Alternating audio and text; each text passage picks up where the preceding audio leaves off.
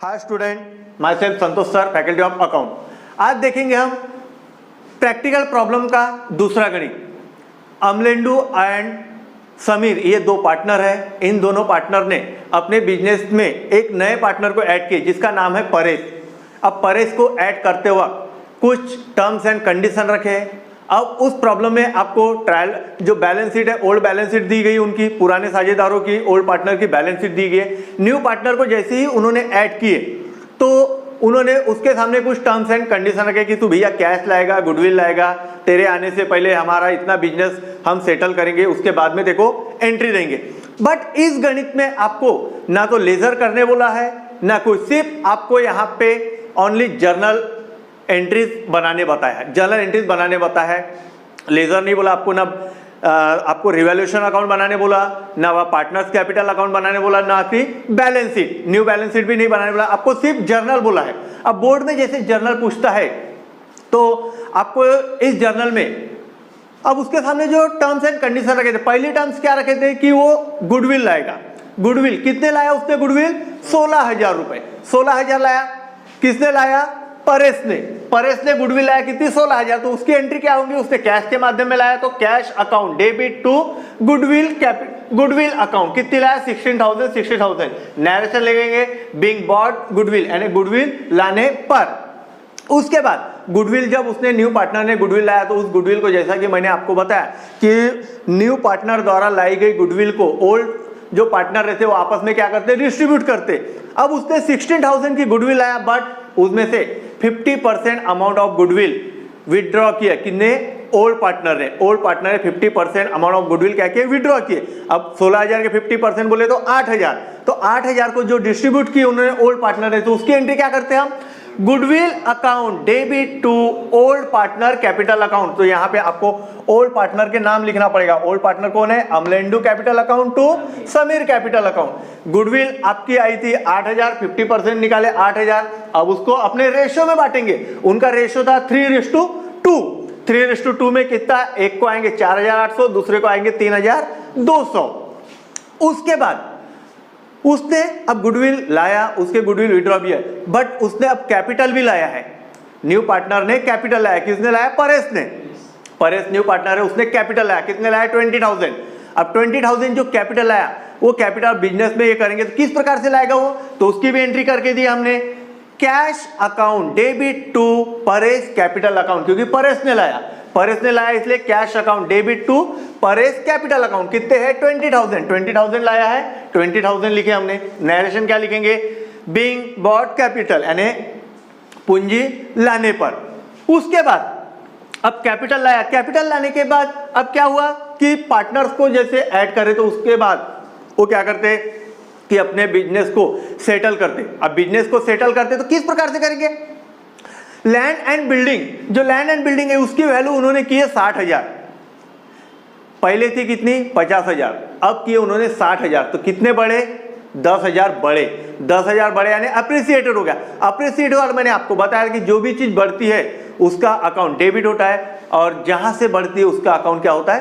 Credit. तो आपकी land and building बढ़ी तो आपकी एंट्री क्या हुई? Land and building account debit to revaluation account. कितने बढ़े वहीं पे? 10,000, क्योंकि 50,000 पहले दिया गया था आपको बैलेंस शीट में और अभी कितने किया उसने? 60,000, यानी कितने बढ़े? 10,000। बराबर है। Land and building account debit to revaluation account, ये आपकी बढ़त हुई। उसके बाद क्या है? Plant and machinery.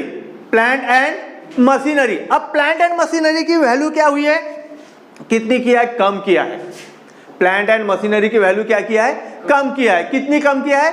4,000। तो उसकी एंट्री क्या की हमने? Revaluation account debit to plant and machinery account. कितनी? 4,000। नरेशन लिखेंगे, डेप्रिसिएट हुआ, being depreciation plant and machinery.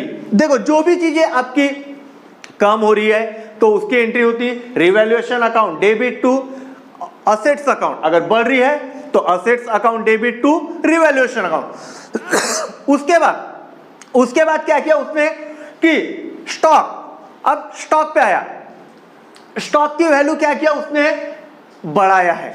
Stock आपके जो बैलेंस शीट में, ओल्ड बैलेंस शीट में स्टॉक दिया है 16,000, बराबर है। अभी उसने किया उसकी 20,000। अभी कितनी किया है 20,000, यानी स्टॉक की वैल्यू बढ़ी है। अब स्टॉक की वैल्यू बढ़ी तो हमने एंट्री क्या की है, stock account debit to revaluation account, कितना है 4,000, बड़े यहाँ पे बीइंग एप्रिसिएटेड स्टॉक बराबर है। उसके बाद फर्नीचर एंड फिक्सचर की वैल्यू उसने किया है 4,000 रुपए, 4,000। फर्नीचर एंड फिक्सचर आपको पहले दिया है 8,000, अभी किया है 4,000, यानी 4,000 क्या हो गए, कम हो गए।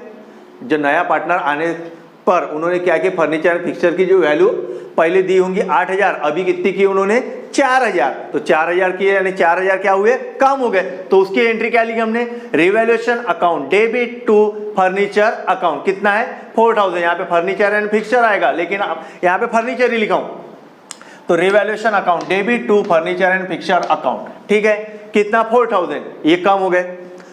उसके बाद उसने डेप्टर्स जो है, डेप्टर्स पे बैड डेप्ट लगाया, यानी आरडीडी लगाया, जो भी लगाया उसने, प्रोविजन फॉर डाउटफुल डेप्ट जैसे बोला है। आपका डेप्टर दिया है 24,000, उस पे 5% लगाने बोला है। अब 24,000 के 5% कितने होंगे, 1,200, बराबर है, 10% 2,400 होते, 5% 1,200, तो ये वैल्यू आरडीडी क्या हुई, कम हुई। कम हुए तो हमने क्या किए, revaluation account debit to RDD account, कितने कम हुए, 1,200। यानी जो आप एडजस्टमेंट में जो निकालते हो उसी को आपको यहाँ पे जर्नल एंट्रीज के माध्यम में लिखना है। कभी क्वेश्चन में आपको लेजर बनाने बोल सकता है, कभी जर्नल एंट्रीज बोल सकता है, तो उसके कंडीशन अनुसार आपको अगर जर्नल एंट्री बोला तो जर्नल एंट्री करना है, लेजर बोला तो लेजर ही करना है।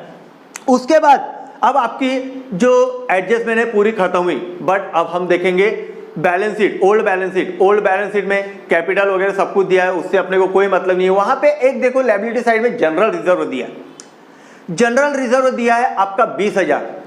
तो जनरल रिजर्व जो सामान्य संचित ही रहती, पहले संचय, देखो नया पार्टनर आने से पहले अब उनके द्वारा जो संचय किया हुआ माल है, रिजर्व रखा हुआ माल है, वो तो आपस में पहले डिस्ट्रीब्यूट करेंगे भैया। जब ओल्ड पार्टनर पहले से रखा हुआ माल है, न्यू पार्टनर को ऑलरेडी दे देंगे क्या, नहीं देंगे। क्यों नहीं देंगे, क्योंकि इनका पुराना पहले का माल है। भैया नया पार्टनर तो अभी आ रहा, अभी आ रहा, तू आ रहा हो, तेरे को डायरेक्ट दे देंगे क्या, ऐसा हो सकता है क्या, नहीं। तो उन्होंने क्या करते हैं, जो जनरल रिजर्व है उसको भी आपस में क्या करते हैं, डिस्ट्रीब्यूट करते हैं। उनका जो रेशो रहेगा उस रेशो में, तो उसकी एंट्री करते हैं हम, general reserve account debit to old partner capital account. अब जनरल रिजर्व अकाउंट डेबिट कितना है, 20,000। अब उसका 3:2 में बांटेंगे तो Amalendu capital account to Sameer capital account 12,000 और 8,000। देन उसके बाद, अब उसके बाद जनरल एंट्री यहां पे ही खत्म नहीं होती। आप बोलोगे सर हमने जनरल एंट्री कर ली, जनरल एंट्री यहां पे खत्म नहीं होती। जब भी आपको क्वेश्चन में जनरल एंट्री पूछता है तब जनरल एंट्री एकाएकी यहीं पे खत्म नहीं होती। जब तक कि आप प्रॉफिट हो या लॉस हो, क्या हो रहा है ये निकालते नहीं, तब तक कि आपकी जर्नल एंट्रीज खत्म नहीं होती। अब प्रॉफिट और लॉस ये निकालने के लिए क्या करना पड़ेगा, आपको रिवैल्यूएशन अकाउंट बनाना पड़ेगा। रिवैल्यूएशन अकाउंट बनाना पड़ेगा, तो रिवैल्यूएशन अकाउंट बनाने के लिए आपको क्या करना पड़ेगा, एक नॉर्मली रफ के जैसा रिवैल्यूएशन का अकाउंट बनाना, रफ अकाउंट। अब रफ अकाउंट कैसे बनाएंगे, जो जो आपने पहले जर्नल किए हो, जो जो जर्नल आपने किए हो, जैसे पहला कैश का किए, दूसरा गुडविल का किए, तीसरा क्या किया आपने, सॉरी पहला गुडविल का किया, गुडविल लाया था, फिर गुडविल डिस्ट्रीब्यूट किया, फिर उसने कैश लाया, उसके बाद उसने लैंड एंड बिल्डिंग की वैल्यू बढ़ी, उसके बाद रिवैल्यू जो प्लांट एंड मशीनरी की वैल्यू कम हुई, उसके बाद स्टॉक की वैल्यू बढ़ी, उसके बाद फर्नीचर एंड फिक्सचर की वैल्यू कम हुई, उसके बाद आरडीडी लगाया, जनरल रिजर्व बांटा। ये सब जो आपको दिया है, ये सब करने के बाद आपको एक जो जर्नल एंट्रीज रहती है, एक एंट्री लास्ट में करना पड़ता है प्रॉफिट एंड लॉस की। और प्रॉफिट एंड लॉस की एंट्री करने के लिए आपको क्या निकालना पड़ेगा, रिवैल्यूएशन अकाउंट। अब रिवैल्यूएशन अकाउंट एक नॉर्मल, यहां पे लिखा हूं मैंने, ये आपको रफ के माध्यम से निकालना है। जो चीज बढ़ी थी, आपने जितनी भी चीज बढ़ी थी वो रिवैल्यूएशन के क्रेडिट में लिखे, जो चीज कम हुई रिवैल्यूएशन के डेबिट में लिखे। जिसके बाद आपको क्रेडिट की साइड की टोटल आई थी 14,000 और डेबिट की टोटल आई थी 9,200।